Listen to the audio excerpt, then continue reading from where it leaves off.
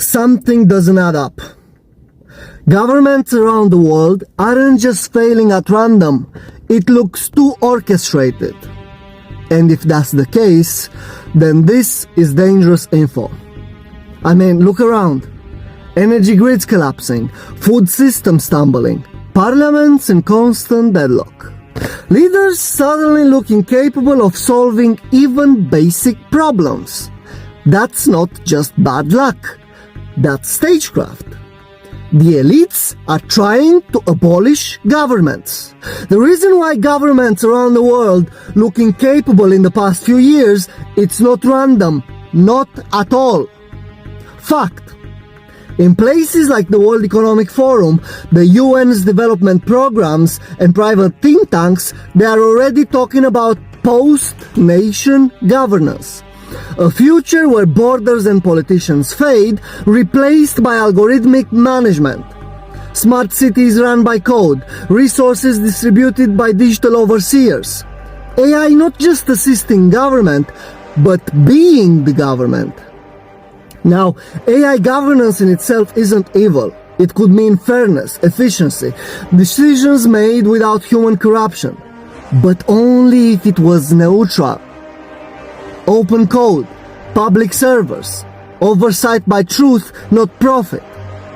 But that's not what's being prepared. Right now the servers belong to corporate giants. The algorithms are written by private labs. Oversight? Nobody. Which means the people would be trading flawed governments for something worse. A control system you can't vote out, can't question, can't even see. Fact. The EU has already passed laws for AI oversight boards. Fact. The UN's 2030 agenda speaks of automated monitoring of resources and populations. Fact. Defense departments are testing predictive governance models as we speak. The collapse of trust in governments isn't an accident, it's a setup. The replacement isn't democracy reborn.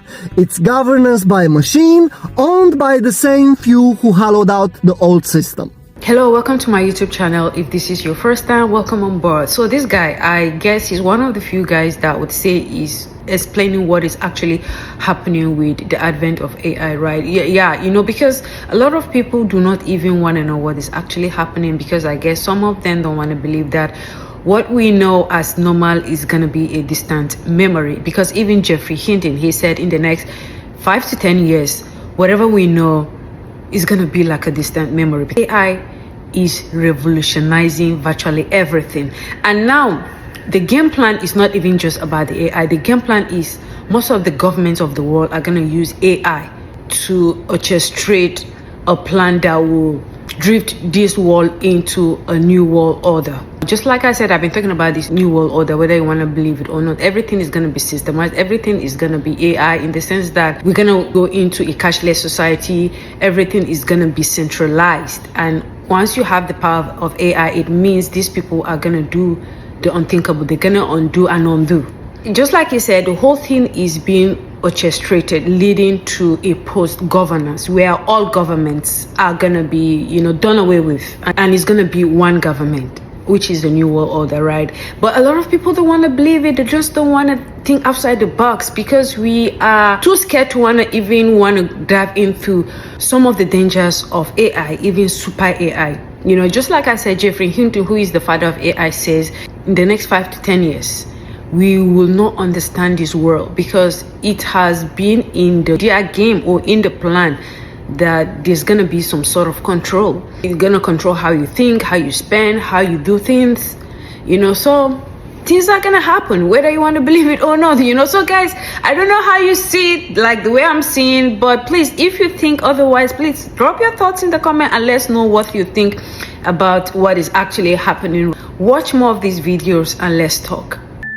Everyone thinks the future is about innovation, AI, smart cities, green energy, but that's the cover story. The real future is about reducing the human surplus without a single bullet fired. And the system that is being built makes it look like progress. In the old world, humans were assets. More people meant more labor, more soldiers, more taxpayers. But technology flipped the equation. When automation does the work, people become liabilities. They consume resources and they produce nothing. From a corporate state perspective, they are dead weight on the balance sheet. Now, what happens to liabilities in any system? They are minimized, quietly, efficiently. You don't announce population reduction. You don't draft policies that say, time to eliminate 800 million people. You design the environment so people self-select out of life. First, you control food economics. Make real nutrition a luxury. Flood markets with synthetic hyper-processed calories. Why? Cheap to make, addictive to consume, and lethal over time. Obesity, diabetes, cancers. It's slow-motion euthanasia disguised as personal choice. And then you privatize survival systems. Hospitals, medicine, insurance. Turn health into a product, and when the bill comes and you can't pay, nature takes its course. No violence, no fingerprints. Meanwhile, you flood culture with distractions. War headlines, influencer drama, ideological cage matches, so no one notices the algorithm that decides who thrives and who quietly disappears. People think they are arguing politics, but in reality they are debating inside the zoo enclosure, while the zookeeper holds the keys to their lifespan. This isn't genocide. It is market-driven selection, a corporate Darwinism where the unprofitable simply phase out. And the punchline? They don't kill you. They invoice you until you die. This is the most profitable extinction in human history. And it's happening in slow motion while everyone thinks they are free. Donald Trump will be the last president. Donald Trump will have another term. Those are the rumors. But the whispers go deeper. Not just that Trump could be the last president, but that governments themselves may be dissolved. What comes after is already on the table. They call it post-nation governance. Before you search it, check first the pinned video on my profile. That's where the insight begins. You'll be surprised. You look at the West and you think we are living the dream. But let me show you the truth with numbers. In Europe, the richest 10% own about 60% of everything. In the United States, the top 1% alone hold almost a third of all wealth. And the bottom half, together, they own just 2%. Now look at Africa. The richest 1%, just 1 in 100, own about half of everything. In South Africa, the top 10% control more than 80% of the country's wealth. Do you see the pattern so far? It's not you against us. It's all of us beneath the same pyramid. Yes, there are differences. Here in the West, poverty is hidden behind clean streets and credit cards. People live in houses that belong to the banks, drive cars that belong to finance companies, and buy food on debt. I know it looks like comfort. It isn't, and it's actually control. In Africa, inequality is even more visible. The mansions of the few stand out against the struggles of the many. But the design is the same. A tiny elite holding everything while the majority carry the weight. We are actually more alike than you think. You are told that we are rich, but most of us are drowning in debt, stress, poison, food, and illusions. And we are told you are poor, but your lands are rich, your spirit is strong, and still the same sharks feed on you. So let's be clear. The problem is not that Africans lack or that Westerners have. The problem is that everywhere, the wealth of nations is captured by the few, while the many are told stories to keep them divided. So, you think we are your enemy? We were told you are ours. But the truth is actually simpler than that. We are all being lied to. And as long as we believe the lie, the pyramid stands. To those in Africa, in the Middle East, in Asia, and in South America, please hear this. We were told stories. We were raised in shadows. We were born into the same machinery that took from you. We were told that you were dangerous, that you were backward, and that you needed saving. And while bombs fell on your cities, screens in our homes told us it was justice. We didn't know. Not because the truth was absent, but because the truth was buried. Layer upon layer of propaganda, schooling, news feeds, speeches, until even compassion was trained to look the other way.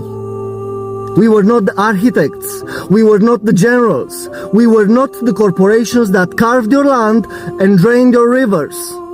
But we, the ordinary people of the West, were made to believe it was for freedom, for safety, and for progress. But we see now, and we say this, it was never our will. It was never the will of the majority.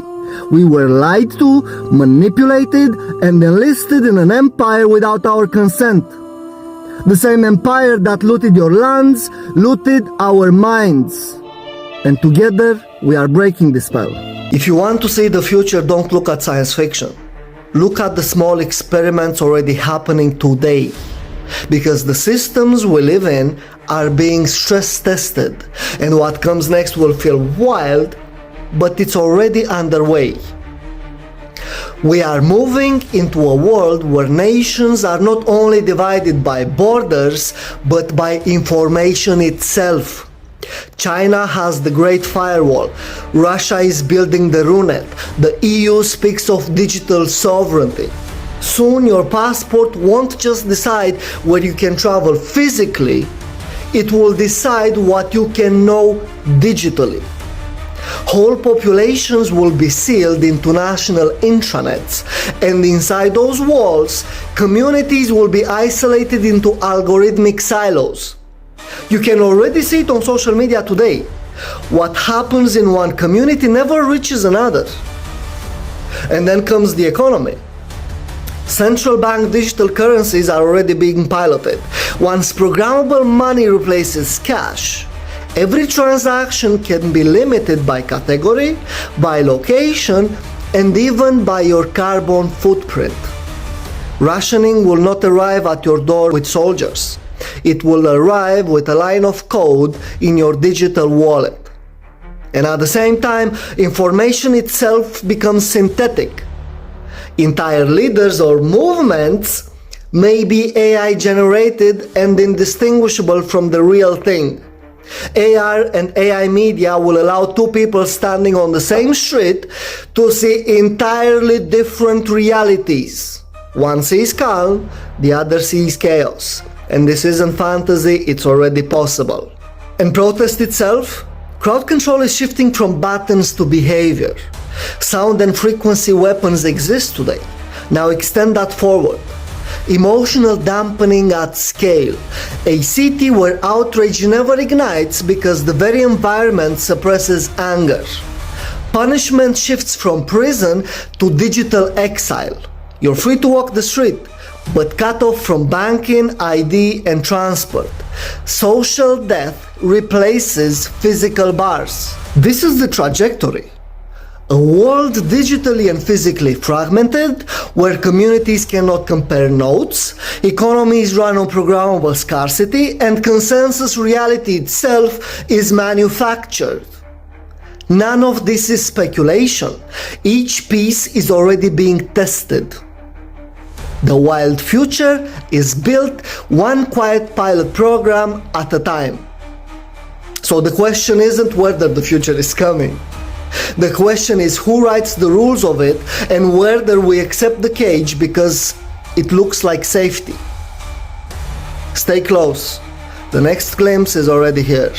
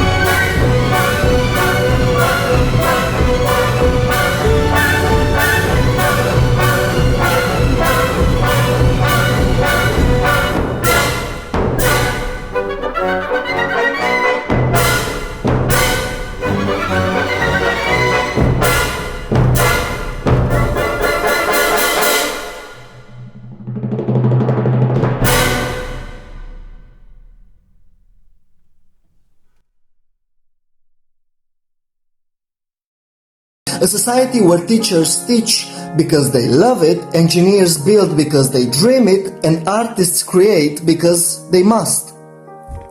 With AI handling the burdens, we would evolve faster in a decade than we have in the last century. That world is possible, but the clock is ticking. Because every day we leave AI in the hands of the powerful, it learns to save them, to serve them, not us. AI is a mirror. In the hands of greed, it reflects control, and in the hands of humanity, it reflects our highest potential.